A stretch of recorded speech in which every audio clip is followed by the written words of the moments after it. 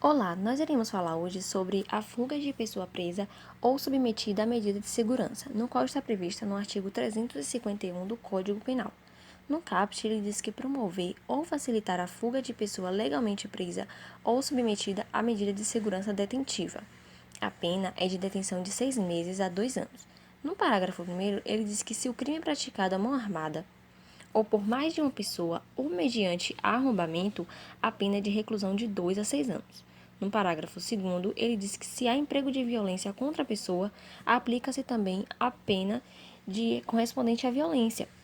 No parágrafo 3º, a pena é de reclusão de 1 a 4 anos se o crime é praticado por pessoa sob cuja custódia ou guarda está o preso ou internado. E no parágrafo 4º, ele diz que no caso da culpa do funcionário incumbido da custódia ou da guarda, aplica-se a pena de detenção de 3 meses a 1 ano ou multa. Bom, a lei ela pune inicialmente quem promove a fuga, isto é, provoca, orquestra, quem dá a causa à fuga. Pune, portanto, quem realiza os atos executórios que levarão o preso à liberdade, quer ele tenha ciência ou não do fato que ocorrerá. Um exemplo é um grupo que aborda o preso que está sendo transportado e consegue libertá-lo após subjugar os integrantes da escolta. Em segundo lugar, a lei ela incrimina quem facilita tal fuga, isto é, quem fornece os meios necessários para que o preso consiga fugir. Um exemplo é o fornecimento de serra para ele cortar a grade ou uma corda para ele pular o muro do presídio. A pessoa presa é aquela que perdeu sua liberdade em razão de prisão em flagrante ou ordem judicial, que é uma prisão preventiva, temporária, decorrente de condenação ou prisão civil, entre outros. A pessoa sujeita à medida de segurança detentiva é aquela que se encontra internada em hospital de custódia ou tratamento psiquiátrico, ou entre outro estabelecimento adequado, como previsto no artigo 96, inciso 1º do Código Penal. Vale salientar que o fato não pode ser considerado criminoso quando a prisão é ilegal, como por exemplo no caso da prisão não decorrente de flagrante ou de ordem judicial, ou quando já havia ordem superior para a libertação do preso, não cumprida pela autoridade responsável pela custódia. Não há de confundir o auxílio prestado para a fuga à libertação, no artigo 351, e o prestado a criminoso em liberdade para eximi-lo à ação da autoridade pública, pois nesse último caso o que se apresenta é o crime de favorecimento pessoal, que é o artigo 348. As condutas elas devem ser dirigidas em benefício do pessoal legalmente preso ou submetido à medida de segurança detentiva. Poderá também o sujeito estar preso intramuros ou extramuros, ou seja, dentro ou mesmo fora de um estabelecimento penal, a exemplo daquele que se encontra no interior de uma viatura policial após ter sido preso em flagrante delito. Bom, em relação às classificações doutrinárias, a gente começa com o bem tutelado. O bem tutelado temos a administração pública. Ele é um crime comum com relação ao sujeito ativo e próprio quanto ao sujeito passivo. Vamos lá. Quanto ao sujeito ativo, é qualquer pessoa. No caso de fuga coletiva, em que os presos se auxiliam mutuamente, também não há ilícito penal, com o argumento de que cada um buscava sua própria liberdade. E em relação ao sujeito passivo, em relação ao Estado, agora, ele é um crime comum, existe uma observação em relação a isso. O delito, no entanto, será próprio, só podendo ser cometido por funcionário incumbido da custódia ou guarda do preso ou interno, na forma qualificada prevista no parágrafo 3º e culposa taxada no parágrafo 4º. Bom, ele é um crime doloso. Em relação ao núcleo do verbo, a gente pode destacar 2 verbos nucleares, que é promover e facilitar. Entende-se que por promover a conduta daquele que por si articula e dá causa à fuga independentemente da ciência do preso ou detento. Já por facilitar, a gente entende o comportamento daquele que, embora não participe ativamente de sua ocorrência, fornecendo os meios necessários para que o preso se evada. E esse artigo, ele trata de uma questão de um crime comissivo quanto às condutas de promover e facilitar, omissivo próprio, pois o núcleo facilitar pode ser entendido como omissivo próprio, ou ainda comissivo por omissão, na hipótese de que se o agente garantidor dolosamente nada fizer para evitar que o sujeito promova ou facilite a fuga de pessoal legalmente preso ou submetido à medida de segurança detentiva. Há também outras classificações, como por exemplo o instantâneo, que uma vez consumado está encerrado, a consumação não se prolonga. De forma livre, os que podem ser praticados de qualquer modo pelo agente, não havendo no tipo penal qualquer vínculo com o método. Monossubjetivos são aqueles que podem ser praticados por apenas um sujeito, entretanto, admite-se a coautoria e a participação. Plurissubsistente, como norma. Existe mais de um ato para sua concretização. Transeunte são aqueles que não deixam vestígios.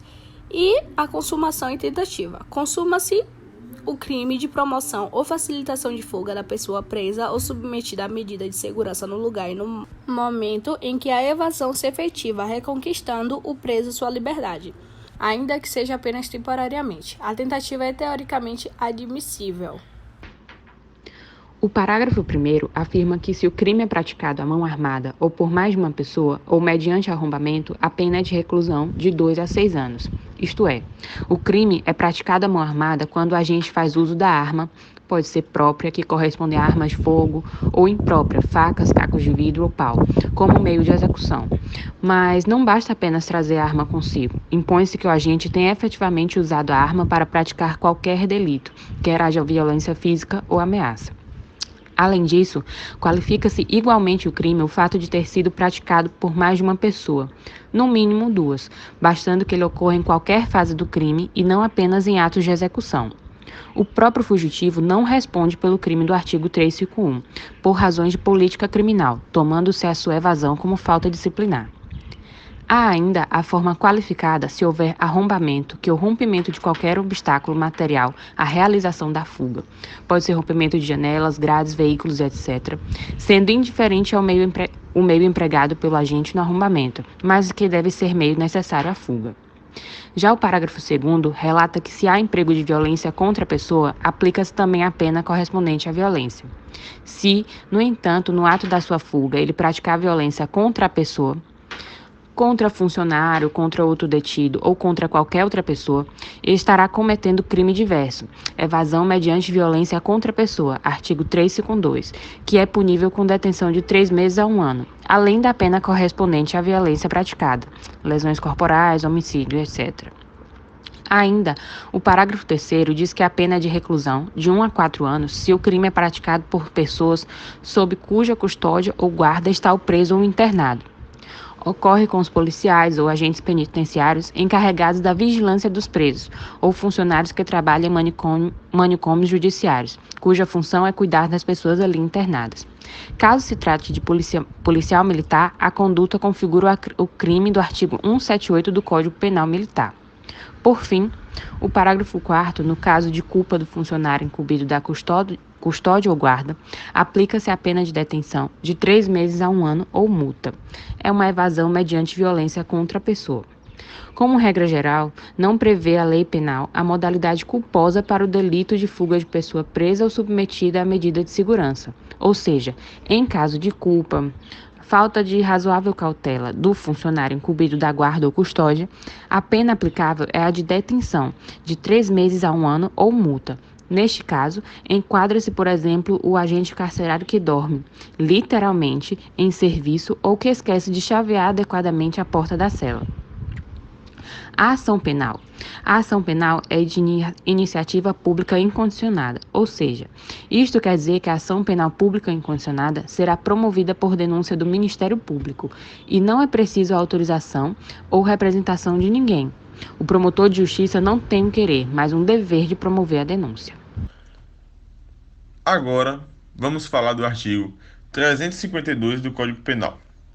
Evadir-se ou tentar evadir-se, o preso ou indivíduo submetido à medida de segurança detentiva, usando de violência contra a pessoa, pena, detenção de 3 meses a 1 ano, além da pena correspondente à violência. A legislação brasileira não pune a evasão. O fato só tem relevância jurídica a partir do momento que o agente utiliza violência contra a pessoa. Caso seja praticada violência contra uma coisa, como por exemplo, a grade da cela que se encontrava recolhido, ele responderia por dano qualificado. Segundo o Greco, o preso que ameaçar a família do agente penitenciário e conseguir as chaves para evadir-se daquele estabelecimento penal não poderá ser responsabilizado pelo crime de evasão mediante violência contra a pessoa. Vamos apresentar agora a classificação doutrinária do artigo 352, que tem como bem tutelado a administração pública. Ele é crime próprio, pois somente o preso ou o indivíduo submetido à medida de segurança detentiva é que poderá ser considerado sujeito ativo do delito, e seu sujeito passivo é o Estado e a pessoa que sofreu a violência. O crime é doloso, isto é, o agente consciente da regularidade da prisão ou internação, com vontade dela, se evade ou tenta evadir-se, praticando a violência contra a pessoa. Uma observação: pode ocorrer uma excludente da antijuridicidade, em caso de estado necessário devido a um incêndio. Os núcleos evadir e tentar evadir pressupõem um comportamento comissivo por parte do agente. No entanto, o delito poderá ser praticado via omissão imprópria, na hipótese em que o agente, garantidor, dolosamente, podendo nada fizer para evitar a fuga violenta do preso ou do indivíduo submetido à medida de segurança detentiva. Por exemplo, imagine a hipótese em que um agente penitenciário, após perceber que um de seus colegas havia sido capturado pelos presos que, após o agredirem, tomaram dele as chaves da carceragem e fugiram. Mesmo devendo e podendo, o agente, entretanto, insatisfeito com suas condições de trabalho, nada fez para evitar a fuga. Ele é um crime instantâneo e de forma livre. Bom, é crime monossubjetivo. É crime plurissubsistente. É também transeunte. É um crime de atentado ou empreendimento, porque prevê expressamente em sua descrição típica a conduta de tentar o resultado. Esse tipo de infração em que a pena para a tentativa é a mesma de quando ele se consuma é conhecido como crime de atentado ou empreendimento. O delito se consuma quando o agente consegue evadir ou ao menos dá início à execução de sua fuga por meio de violência contra a pessoa. A tentativa, ela está inserida no próprio tipo, ou seja, o simples ato de tentar já seria punível tanto quanto a efetivação da fuga.